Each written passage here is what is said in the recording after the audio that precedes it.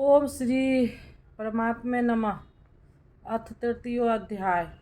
गुरु ब्रह्मा गुरु विष्णु गुरुदेवो महेश्वर गुरु साक्षात् परम ब्रह्मा तस्मै श्री गुरुवे नमः। जय गुरुदेव भगवान की जय। अध्याय 2 में भगवान श्री कृष्ण ने बताया कि यह बुद्धि तेरे लिए ज्ञान मार्ग के विषय में कही गई। कौन सी बुद्धि? यही कि युद्ध कर जीतोगे तो महामही की स्थिति प्राप्त कर लोगे और हारोगे तो देवत्व है। जीत में सर्वस्व और हार में भी देवत्व है, कुछ मिलता ही है। अतः इस दृष्टि से लाभ और हानि दोनों में कुछ न कुछ मिलता ही है, किंचित भी क्षति नहीं है। फिर कहा, अब किसी को तू निष्काम कर्मयोग के विषय में सुन। जिस बुद्धि से युक्त होकर तू कर्मों के बंधन से अच्छी प्रकार छूट जाएगा। फिर उसकी विशेषताओं पर प्रकाश डाला। कर्म करते समय आवश्यक सावधानियां पर बल दिया कि फल की वासना वाला न हो, कामनाओं से रहित होकर कर्म में प्रवृत्त हो और कर्म करने में तेरी अश्रद्धा भी न हो, जिससे तू कर्म बंधन से मुक्त हो जाएगा। मुक्त तो होगा, किंतु रास्ते में अपनी स्थिति नहीं दिखाई पड़ी। अतः अर्जुन को निष्काम कर्म योग की अपेक्षा ज्ञान मार्ग सरल और प्राप्ति वाला प्रतीत हुआ। उसने प्रश्न किया, जनार्दन, निष्काम कर्म की अपेक्षा ज्ञान मार्ग आपकी दृष्टि में श्रेष्ठ है, तो मुझे भयंकर कर्मों में क्यों लगाते हैं? प्रश्न स्वाभाविक था। मान ले, एक ही स्थान पर जाने के दो रास्ते हैं। यदि आप वास्तव में जाना है तो आप अवश्य प्रश्न करेंगे कि इसमें से सुगम कौन है। यदि नहीं करते तो आप पथिक नहीं है। ठीक इसी प्रकार अर्जुन ने भी प्रश्न रखा। जनों में दया करने वाला जनार्दन, यदि निष्काम कर्मयोग की अपेक्षा ज्ञान मार्ग आपका श्रेष्ठ मान है, तो केशव आप मुझे भयंकर कर्मों में क्यों लगाते हैं? निष्काम कर्म योग में अर्जुन को भयंकरता दिखाई पड़ी, क्योंकि उसमें कर्म करने में ही अधिकार है, फल में कभी नहीं। कर्म करने में अश्रद्धा भी न हो और निरंतर समर्पण के साथ योग पर दृष्टि रखते हुए कर्म में लगा रह जाए। जबकि ज्ञान मार्ग में हारोगे तो देवत्व है, जीतने पर महामही की स्थिति है। अपनी लाभ हानि स्वयं देखते हुए आगे बढ़ना है। इस प्रकार अर्जुन की निष्काम कर्मयोग की अपेक्षा ज्ञान मार्ग सरल प्रतीत हुआ। इसलिए उसने निवेदन किया, आप इन मिले हुए से वचनों से मेरी बुद्धि मोहित सी करते हैं। आप तो मेरी बुद्धि का मोह दूर करने में प्रवृत्त हुए हैं। अतः इसमें से एक निश्चय करके कहिए, जिसमें मैं श्रेय परम कल्याण मोक्ष को प्राप्त हो जाऊं। इस पर श्री कृष्ण ने कहा, निष्पाप अर्जुन, इस संसार में सत्य शोध की दो धाराएं मेरे द्वारा पहले कही गई है। पहले का तात्पर्य कभी सतयुग या त्रेता में नहीं, बल्कि अभी जिसे दूसरे अध्याय में कह आए हैं। ज्ञानियों के लिए ज्ञान मार्ग और योगियों के लिए निष्काम कर्म योग बताया गया। दोनों ही मार्ग के अनुसार कर्म तो करना ही पड़ेगा, कर्म अनिवार्य है।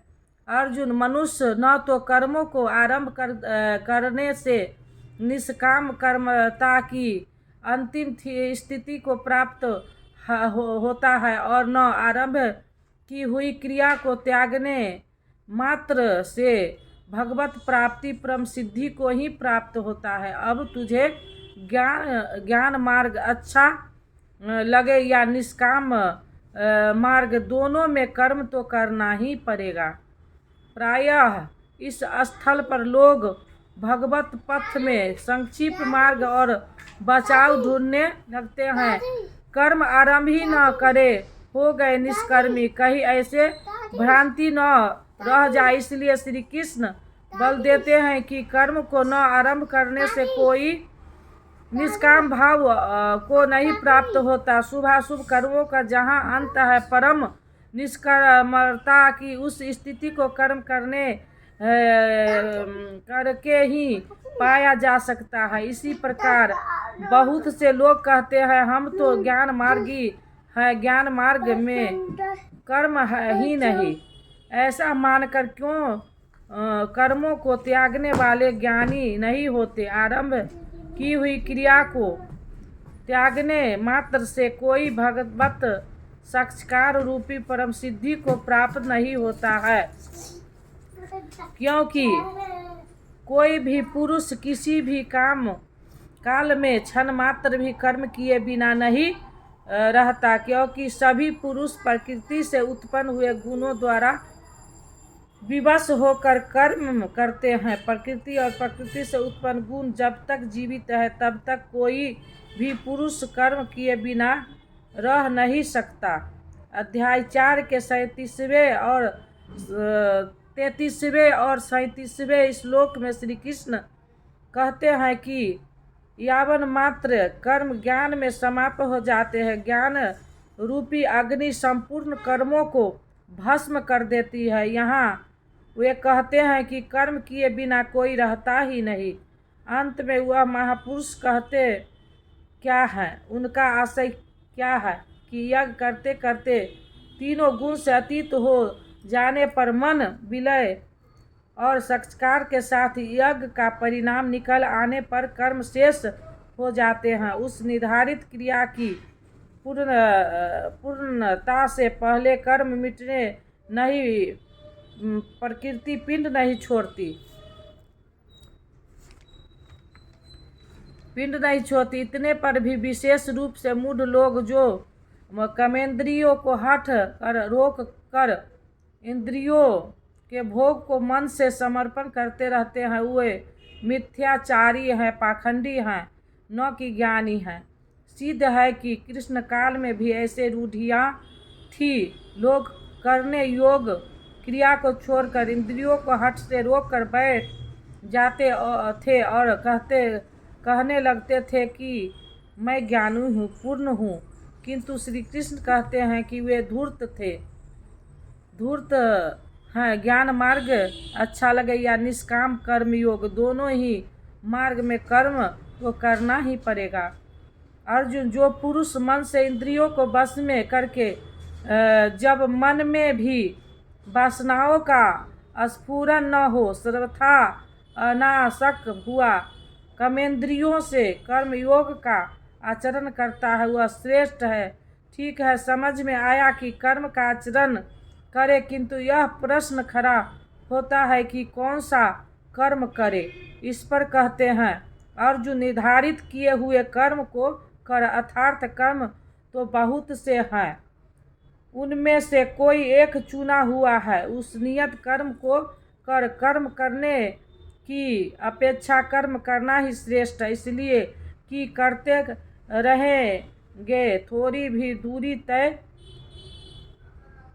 कर लोगे तो जैसा पीछे बता आए हैं महान जन्म मरण के भय से उद्धार करने वाला है। इसलिए श्रेष्ठ है। कर्म करने से तेरी शरीर यात्रा भी सिद्ध नहीं होगी। शरीर यात्रा अर्थ लोग कहते हैं शरीर निर्वाह। कैसा शरीर निर्वाह? क्या आप शरीर हैं या पुरुष है? जनांतर से युगांतर से शरीर को यात्रा ही तो करता चला आ रहा है। जैसे वस्त्र जीर्ण हुआ तो दूसरा तीसरा धारण किया, उसी प्रकार कीट पतंग से मानव तक ब्रह्म से लेकर यावन मात्र जगत परिवर्तनशील है। ऊपर नीचे योनियों में बार बार यह जीव शरीर की ही तो यात्रा कर रहा है। कर्म कोई ऐसी वस्तु है जो इस यात्रा को सिद्ध कर देते हैं, पूर्ण कर देती है। मान ले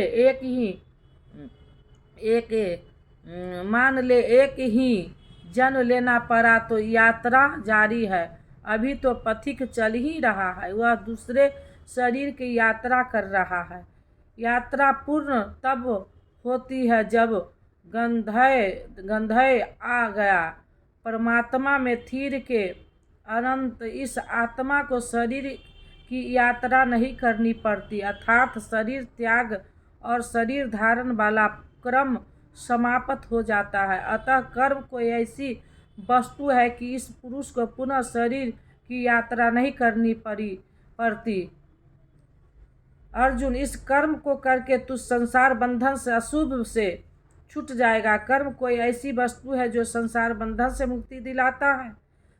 अब प्रश्न खड़ा होता है कि वह निर्धारित कर्म है क्या।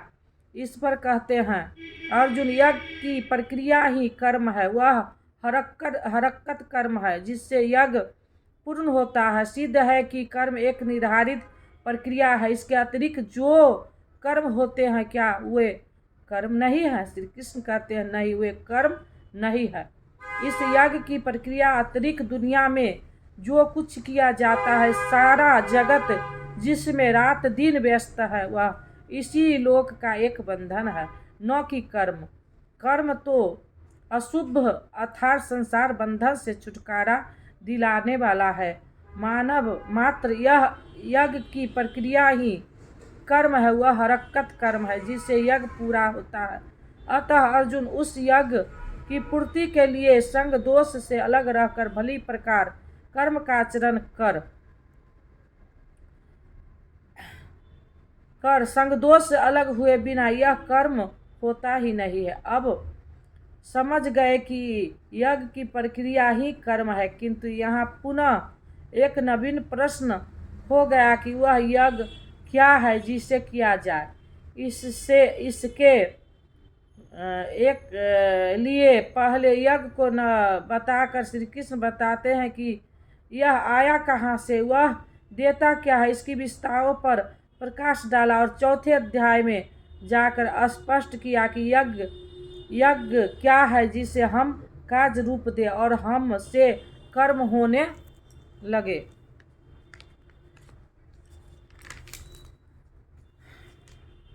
योगेश्वर श्री कृष्ण की शैली से स्पष्ट है कि जिस वस्तु का चिंतन करना है वे पहले उसकी विशेषताओं का चिंतन करते हैं, जिससे श्रद्धा जागृत हो जाता है।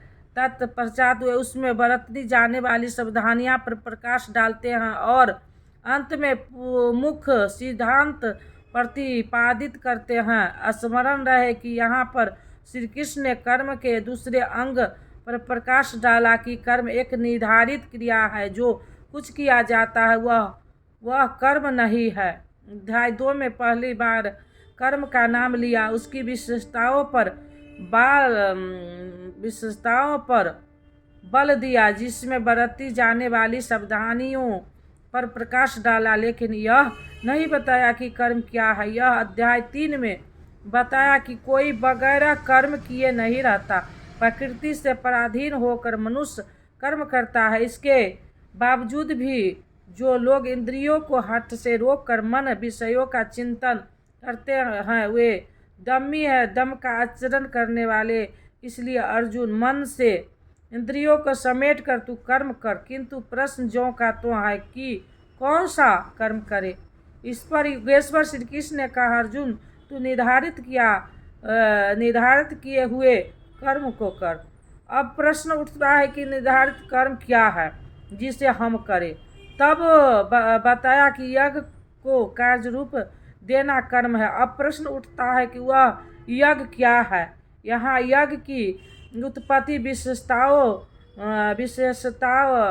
बताकर शांत हो जाएंगे और आगे अध्याय 4 में यज्ञ की निखार हुआ रूप मिलेगा, जिसे करना कर्म है,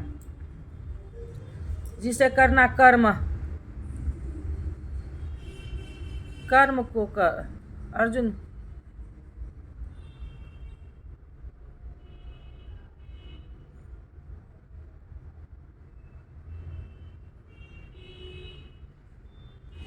अब प्रश्न उठता है निर्धारित कर्म क्या है जिसे हम करें। तब बताया कि यज्ञ को कार्य रूप देना कर्म है। अब प्रश्न उठता है कि वह यज्ञ क्या है। यहाँ यज्ञ की उत्पत्ति विशेषताओं पर बताकर शांत हो जाएंगे और आगे अध्याय 4 में यज्ञ निखार हुआ रूप मिलेगा, जिसे करना कर्म है। कर्म की यह परिभाषा गीता को समझने की कुंजी है।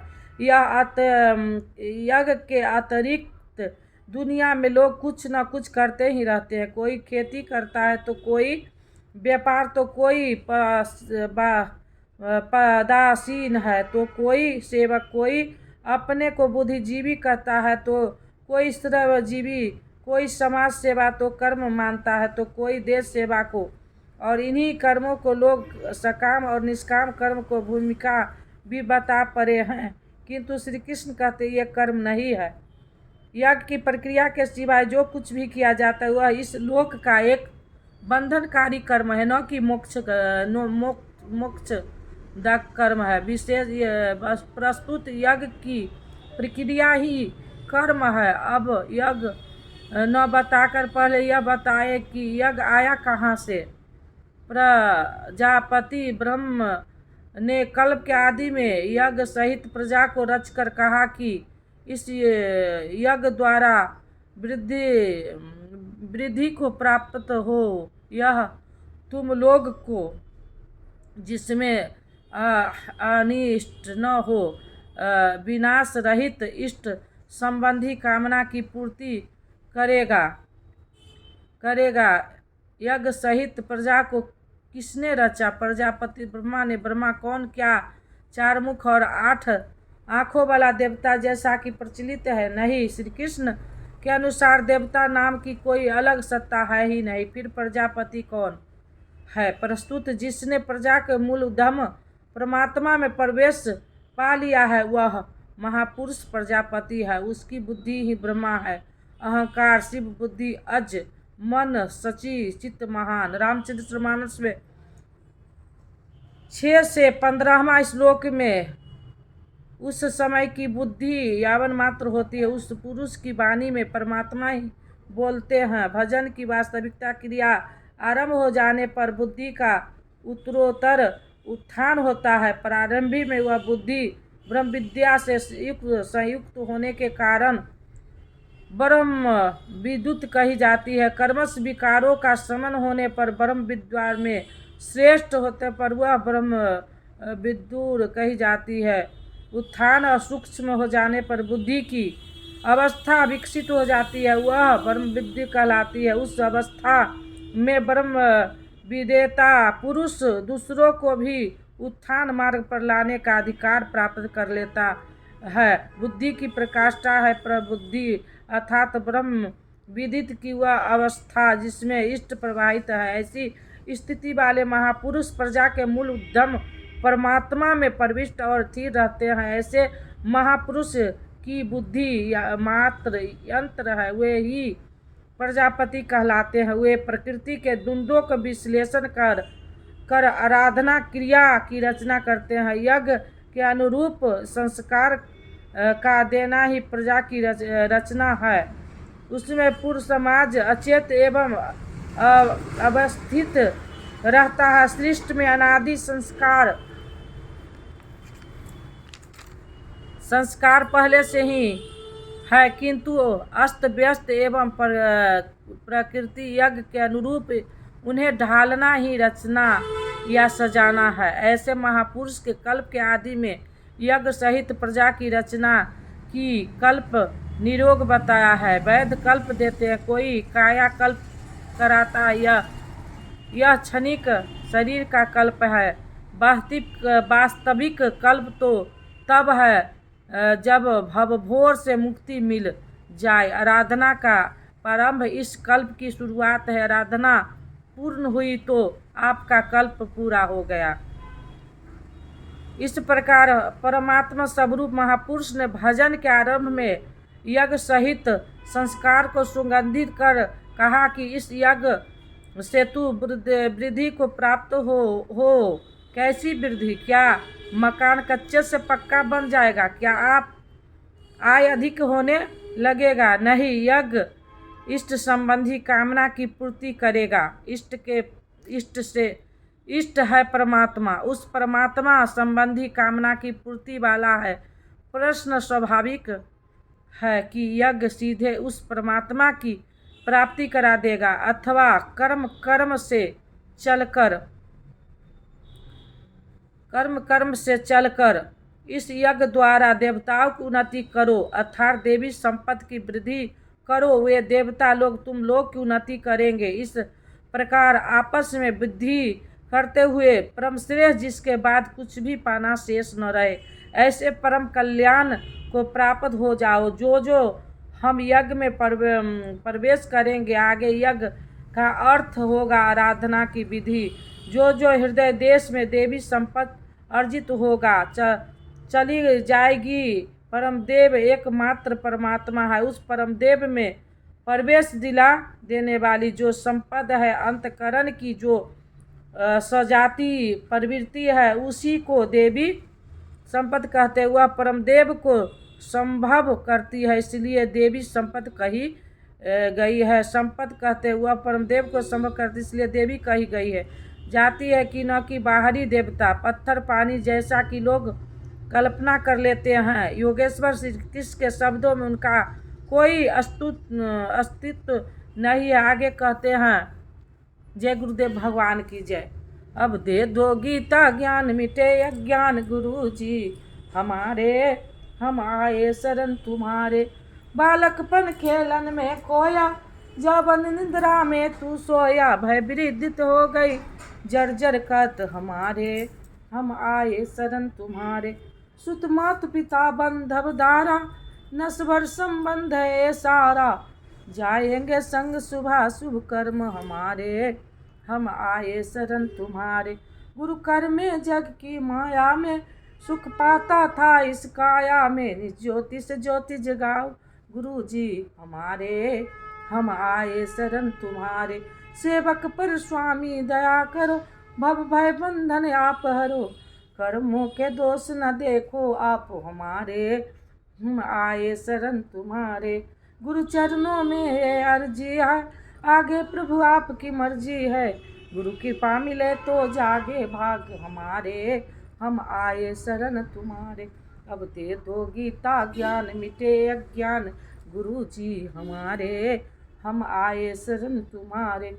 नीलाम श्यामल कोमलंगम सीता समारो, पितवाम भाग्यम पानुमा साहेब चारु चापम, नमामि राम रघुवंशनाथम, कर्पूर गौरम करुणावतारम, संसार सारम भुजगेन्द्रहारम, सदा वसंतम हृदयारविंद्रे भवम भवानी सहितम नमामि। तुमेव माता च पिता तुमेव बंधु च सखा तुमेव विद्या द्रविणम तुमेव सर्वम मम देव देव। ओम शांति शांति। जय गुरुदेव भगवान की जय। ओम।